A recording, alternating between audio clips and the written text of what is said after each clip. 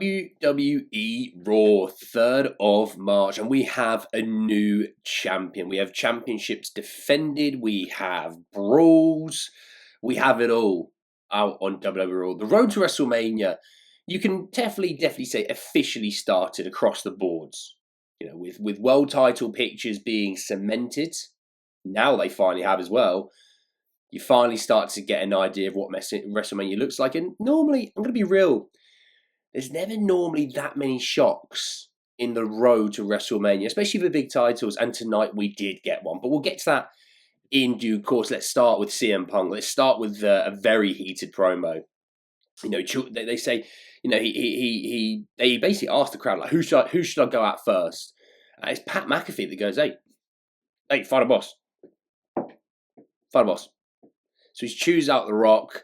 You know, he calls him Mr. Midlife Crisis. He calls him delusional. He calls him fake and desperate for having a fake title, the one that he got handed to last WrestleMania. He then calls out John Cena, saying he stole the WrestleMania match from him. You know, he said the hustle loyalty spent for 20 years he knew was always BS. He then goes about Seth Rollins, and this is the key thing. He goes about Seth Rollins, he goes, Becky Lynch, you better come get your man before I put him in a wheelchair. Seth comes out and they brawl. Okay, they brawl. The fact that Becky Lynch has been named on Raw, it's only a matter of time. It's only a matter of time, I promise you. Then they brawl, gets broken up, and we then lead into the first match of the night. But within that first match of the night, there was a little promo that led into it. They love these walking to the ring promos, they do. Especially backstage for Jake and Fatu. But Gunter versus Otis, you know, he's cutting a promo on the way down to the ring. He says, I'm going to embarrass Otis. He calls him a freak. He calls him a clown like Jey Uso. And he literally gets into the ring. He's still talking and hits a cheap shot to start the match. He wins via a powerbomb. Impressive to do that to Otis. After the match, he hits a sleeper he puts Otis into a sleeper. Akira jumps on his back.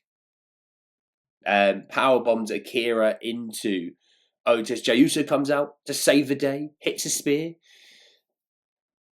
Seems like the segment was all done. A-Town Down Under come out of nowhere. Take Jey off the top of the ring. Fights him off.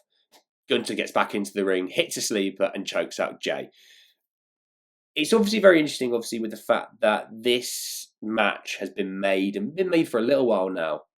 How do you keep it hot and relevant leading into Mania? Obviously, these two have been at it for a long time now. You know, they got at it at Saturday Night Main Event and before that.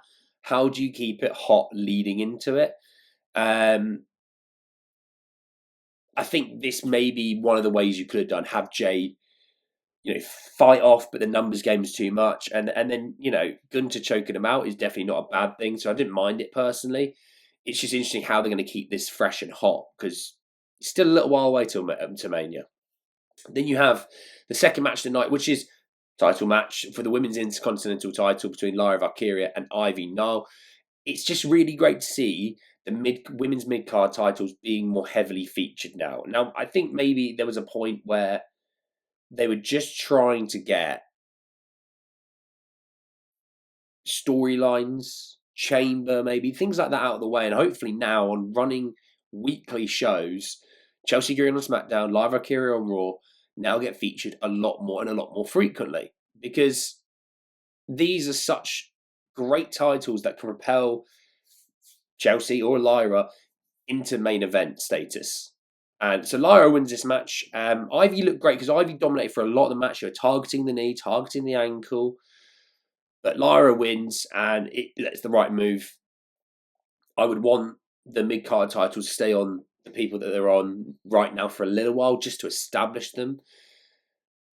And maybe, you know, hey, the first Raw after Mania, you know, first SmackDown after Mania, you could do something there, you know, get a bit creative with it. It then cuts backstage, Punk and Rollins, still scrapping, still going at it. Then you have a Kaiser promo. He calls out Penta, basically. Penta comes down, beats him up, and that's it. There's not a lot to that segment to us. You haven't missed much there. Interesting, though.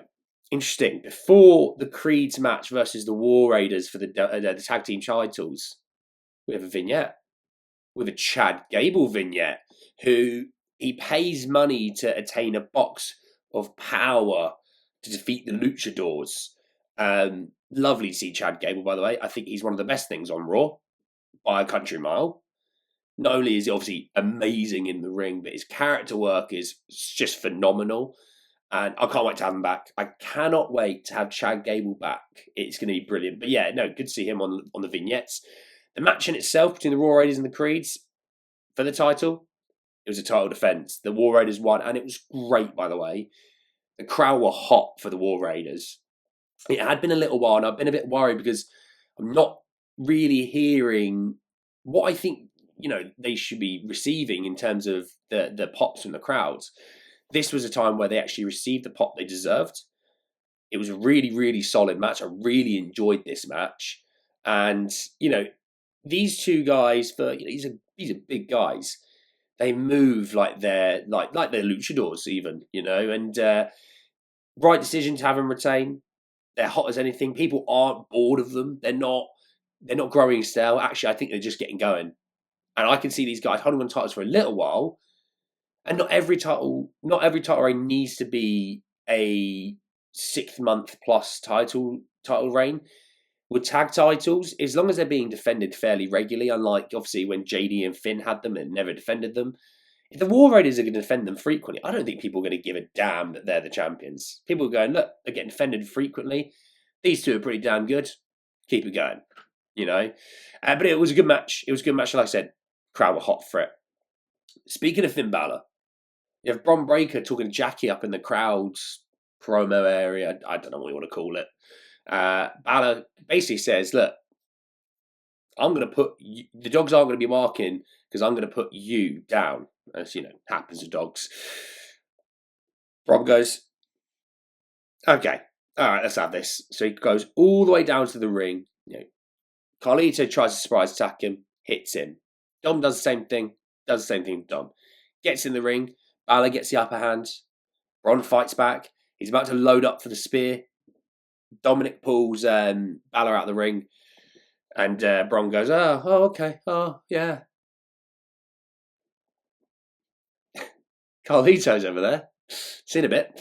Just takes off and just destroys Carlito with a spear. And how he reaches that speed that quickly, I just don't get.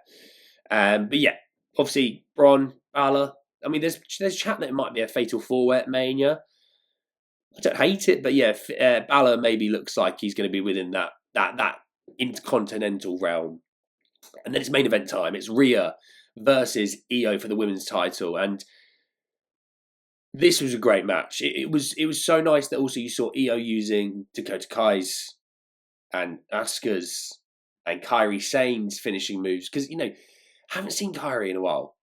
Haven't seen Asuka in a while, and it's nice that they're still being featured and referenced on Raw and kept relevant whilst they're out. Asuka's been out for a while. Can't wait for her to be back. By the way, just cannot wait for her to be back.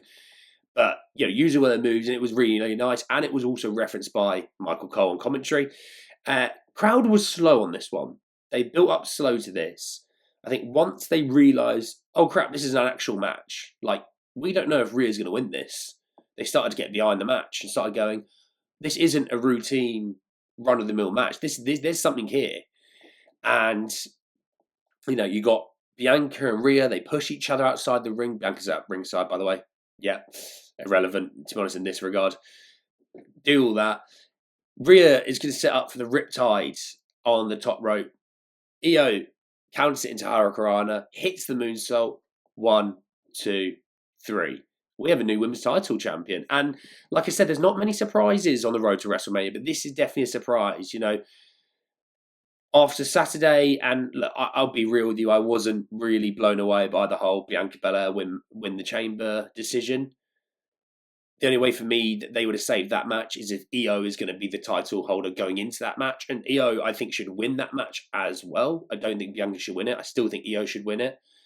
I loved it. Obviously, Io and Rhea have amazing chemistry in the ring, and you could see it from the first second of the match. Maybe the crowd didn't see it as much, but you could see it. It was brilliant. Bianca and Io have good chemistry in the ring. I'm not going to die. The match is going to be good. It's just about the match winner. It shouldn't be Bianca. Not with this whole Jade thing going on. You can do a real storyline there. That doesn't need a title. You can make Io a massive, massive name again. Have her be the title holder going into Mania. Have her win at Mania. You can have her lose at SummerSlam. It doesn't have to be like she doesn't need a year-long reign. Like I said, not every title needs to be a year-long reign, but maybe it's just 3 or 4 months of her putting on some banger matches. Io, then it feels like she's back to being a main eventer again. It's just my thought. I don't know. We'll see. Let me know your thoughts on Raw down below, and I'll speak to you all soon. Peace.